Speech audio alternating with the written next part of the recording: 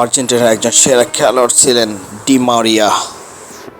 2024 সালের কোপা আমেরিকার পর আন্তর্জাতিক ফুটবল থেকে মাথা উঁচু করে সম্মানজনক বিদায় নেওয়ার জন্য স্বেচ্ছায় অবসর নেন তিনি চেয়েছিলেন তরুণ খেলোয়াড়দের জায়গা করে দিতে এবং নিজের সেরা ফর্মে থাকাকালীন অবসর নিতে, যাতে দল তার নিয়ে কোনো প্রশ্ন।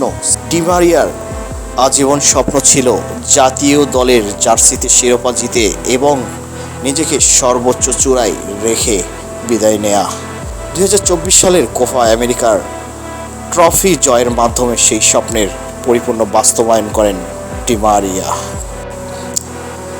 তিনি চাইতেন না তার ভক্তের মনে তার পারফরম্যান্স বা দলে থাকা নিয়ে কোনো ধরনের প্রশ্ন তৈরি হোক। তিনি সবসময় আত্মসম্মান এবং সেরা ফর্মের থেকেই ফুটবলকে বিদায় জানিয়েছিলেন।